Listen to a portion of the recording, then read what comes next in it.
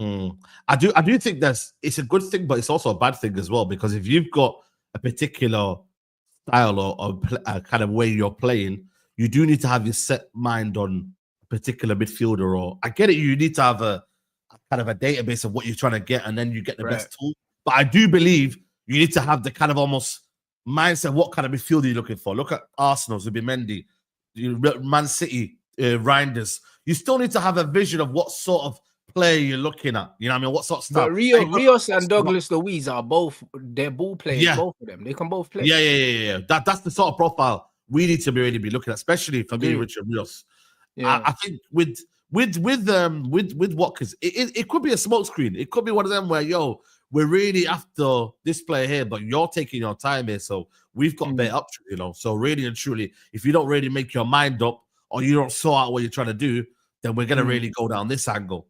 You know what I mean? But I do believe it's a domino effect. I think Arsenal hold the keys to the transfer window. I said it before. Once they make their move as to who they're going to get in terms of up front or striker, it will be a domino effect as to what happens after, because I feel like then it's like a case of I think it's Sesko, but it's one of them ones. I don't even think it's an Arsenal thing. I think when I look at the window right now, Gyokeres, like, he thought he was going to have more options than he actually has. I believe Juventus are the club that want him the most, but he don't really want to go there. Do you know what I'm saying?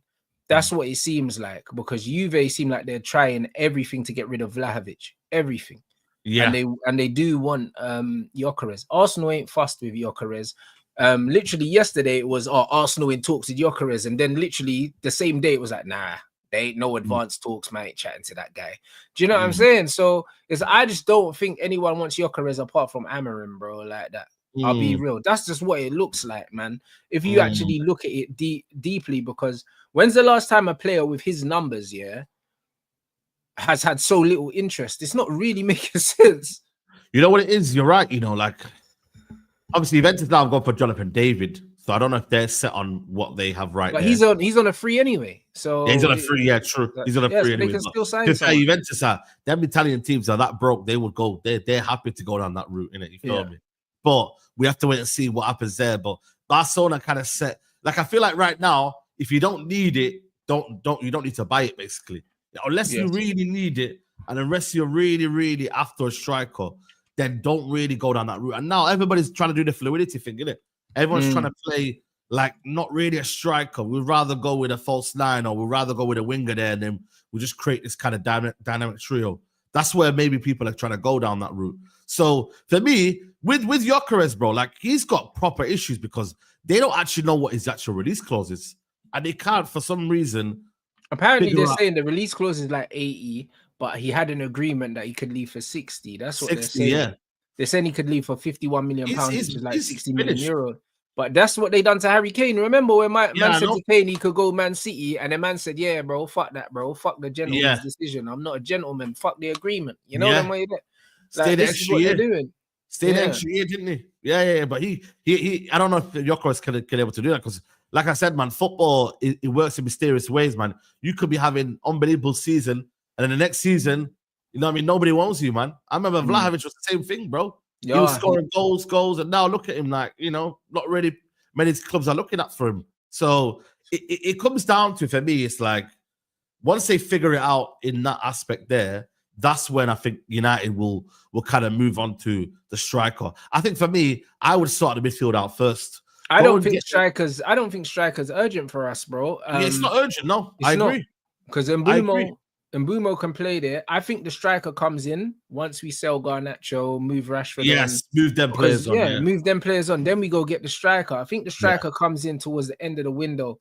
That's why I think they're laying the foundations. I believe there is a possibility it could be Gyokeres, but it's gonna be that shit's gonna be in August, mate. You know that? It's gonna be in August. Signing when they unveil him at Old Trafford and that, and then they kind of say, "Yo, this is our new number 9," because they do love her. They do love a unveiling, innit? You know what I mean? Like, every year there's some sort of unveiling, whether you think they're not great or not, man. They want to unveil it to the fans, in it, just to kind of get them excited for the season.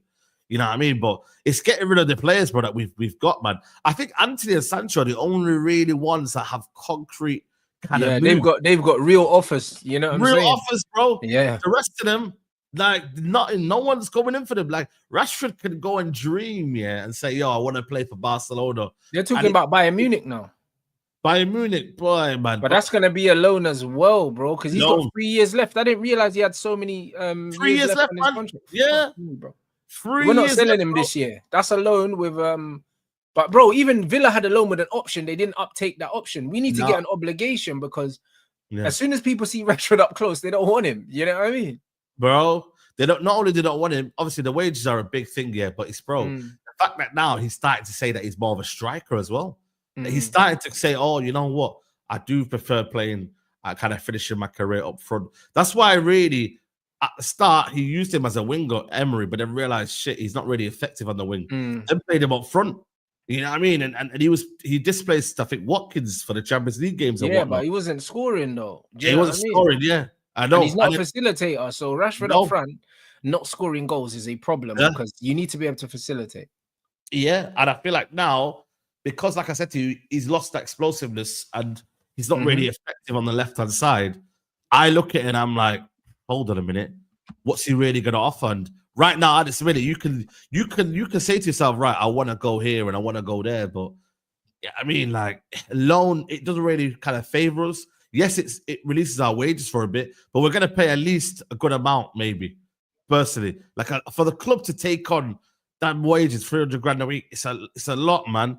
For a player that you're not guaranteed to go and sign. We'll end up paying a percentage of it. Do you know what I mean? Yeah. So, I mean, someone like Bayern can afford to pay like 200k of his wages. You know them ones. They can afford to pay 200k and then we'll end up having to just firm the 100, innit? But it's firm the 100 facts. It's probably should have never given him that money in the first place. And this is what I'm saying. The previous regime are holding back the new regime. And that's why people have to be patient. Same with Jadon Sancho.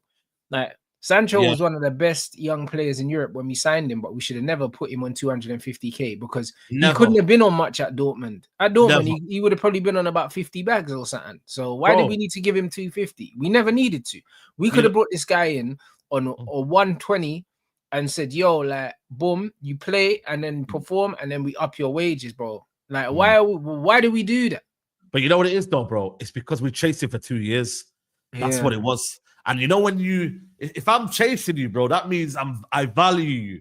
I want you. I'm like, bro, like we're the only real club that was in from. Like, Barcelona in from. I think Liverpool had some links as well. But the problem is with us, when we were chasing him, a lot of it came down to, right, we're going to offer you some big wages. Like, it weren't really the project. Yeah, the project at the time was that Ollie was there and he had Pogba and them, man. Like, cool, he was there. But Ollie weren't a guy to tell you, I'm going to win the league. I'm going to take it to the next level. You feel me? And the club at the time, like I said to you, we're using wages as almost that feeling of, yo, come to us and we can give you this. And unfortunately, and listen, it's just nature of life, bro. I'm going to take that 250 at 21. Of course. Yeah, you're never going to say no to that. You know what I mean, bro? It doesn't matter what you think of in 3-4 years. At 21, I'm taking that. And then all of a sudden, you see Ronaldo, you see Pogba, you see Martial. You know what? Okay, cool. Manchester United at the time, don't get me wrong. We were bad, but we weren't finishing like where we're finishing right now. 8th, 7th, 15th, and that. I remember that time, I think Ollie had finished 3rd, I think, or something like that. 2nd, 3rd, around there. He weren't really finishing in bad position. I think the lowest he finished was probably 4th or something like that. But in that season there, we were meant to kick on.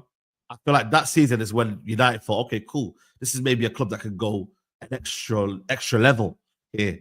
And it was a good move, man. Like, you know, I remember Santander and that. Remember when he was saying, yo, United.